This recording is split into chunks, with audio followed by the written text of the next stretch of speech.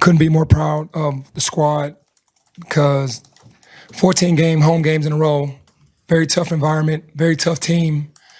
And to be able to come in here and battle, knew that they were going to, get on the glass to out-rebound them and win the free throw game on the road is what you have to do to win in tough environments like this. Couldn't ask for much more. To hold Wade Taylor to 3 for 14 shooting, 0 for 9 from 3, that's unheard of. And not to let Henry Coleman get more than 5 shots. That was our whole goal, was just not to let those two guys try to dominate us and make everybody else play. And it worked.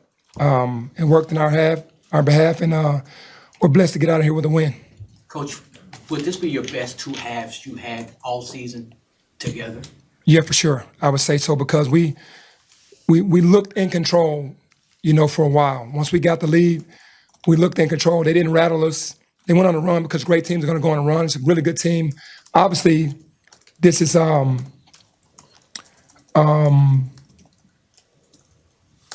Tyrese's first game back in a while. How long has he been out?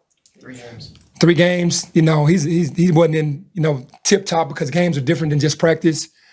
And but to put 2 halves together like this for sure against this team, yeah, that's the best 2 halves of the season. How'd y'all take Wade out?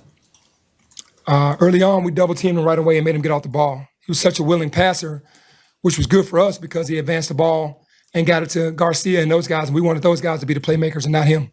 Such a terrific guard. Not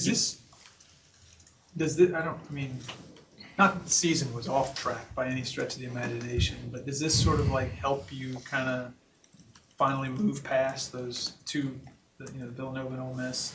Yeah, for sure, because I still say I felt like we really gave one away at Ole Miss. Obviously, we gave up a last-second layup to lose that game at Ole Miss and really didn't handle our situation properly. The first half against Villanova, everybody saw that. That was they just came out on fire. And we played a better second half. But it does push us back in the category because when you come here and win, man, it's tough.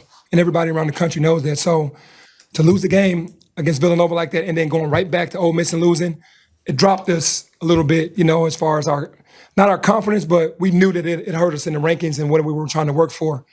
But I put the schedule together for a reason because we knew we were going to have another heavy hitter to try to get us back in good graces. And winning at VCU was tough, and we knew coming in here was going to be tough, and we were able to accomplish that. So it puts us back in the air we want to be in. When you double team Wade early, do you feel like that sped him up a little bit? Because 5 turnovers too is pretty unheard of from him, at least this season. Yeah, he's just in such control of the game the entire game. He walks the ball up, jogs it up. They get into that one set where he's very terrific. They all are terrific at what we call our traffic, and he just controls the game, gets the guys shots, gets Henry Coleman those little elbow touches to get to the basket, little bounce passes on the pick and roll, and to speed him up was our total plan. Not let him rest, not let him get comfortable.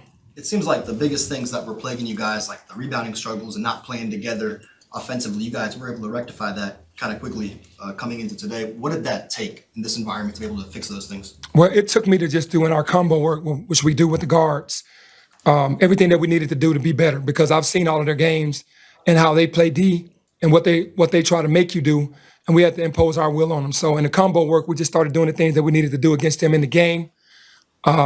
And we followed that game plan. And then the overall thing was, this is the first time that we basically put in a game plan where we're taking the best 2 guys out. That's usually what we do anyway.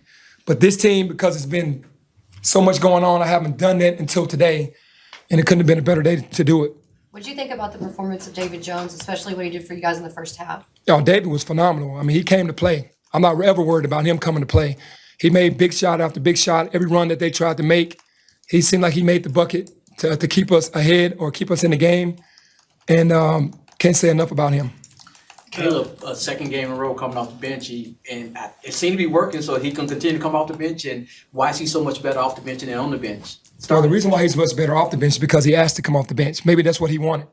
With a lineup that had all scorers, Jordan Brown himself, Quinterly, Walton, and David, it wasn't enough opportunities for him. When we subbed 2 of those guys out and put them in, I think he feels way more comfortable. You just said this team had a lot going on. In the pregame hype video, Malcolm was talking about adversity, right?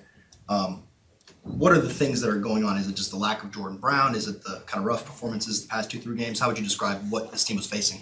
I think it's just us 13 new players on the team, us trying to figure it out, me missing the first 3 games, us not really knowing each other and trying to get through it. We're learning on the fly.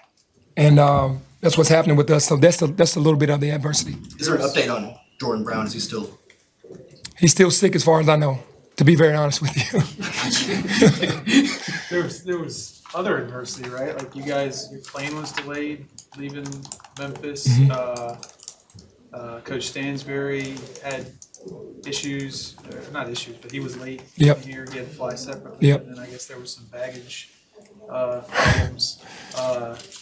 I mean, you know, all that stuff gets thrown into the equation. Yeah. And you guys are still able to, you know, Malcolm getting in, you know, fouling out after just 12 minutes, not having Jordan Brown again, coming into a place where they rebound the ball better than maybe anybody y'all seen all year. So how do you block all that out? I think it's just game plan. I think just sticking to the game plan. Today, we stuck to the game plan for 40 minutes. They locked in on game plan. That's all that mattered. And they were talking and pointing and making sure that we got the job done, and we did. Other than stopping Coleman and Taylor, did you guys want them to shoot as many threes as they did, and what made them not as effective? Well, we put the pressure on the other guys. You know, Jace Carter, you know, I love him. He didn't really get going. He was 1 for 5 from behind the 3, really good player. You know, Hayden kind of got going. He hit 2 threes in the second half, but he didn't get going in the first half because of foul trouble. So everyone outside of him, we tried to really make play. Manny was the only one that really kind of stepped up to the plate. 21 points at 21 minutes, but we'd rather him take all the shots than Hefner and Wade and Henry. Have you seen the guys since the game ended? Like, did you go into the locker room Yes. and see them? Yep. What's the vibe? The vibe is we're exhausted from being on the road. Think about it, it's 6 road games in a row. We had 3 in the Bahamas, and then we were right to Ole Miss, right to VCU, and then coming here. We haven't been home and played in our arena in over a month and a half, I think like a month. And we're excited because we knew what we just accomplished, man. This is a great program, great coach, great team, and to come in here and win. Well, man, this is the 6th game on the road. We're all kind of exhausted. Teddy, we talked to you Friday just about Caleb Mills and Javon Quinterly in particular being a little bit frustrated after last game, even though it was a win.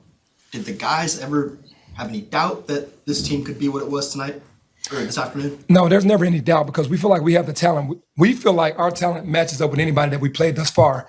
It's just the energy and the effort, the things that is not on a stat sheet that you have to bring every game.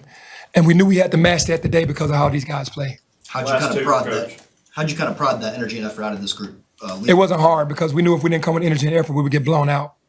We just knew that. You have to come with that energy and effort. Solomon Washington talked about the relationship you built during the recruiting process. What can you say about him as a player, how he's grown in the relationship y'all? I love Solomon, man. I really wanted him to come to Memphis. And Coach Buzz did a fantastic job to get him here. And I knew when he came here, he was going to be a problem, meaning in a good way, because his energy, man, is phenomenal. Rebounding, shot blocking, defending. You never have to worry about him in those areas. And he's been working on his 3-point shot. I've been looking at him. He's knocking it down. He's been a work in progress from day one, but he's always been on the court since his freshman year because he's very valuable to the team. So he is who I thought he was going to be, and he's only going to get better.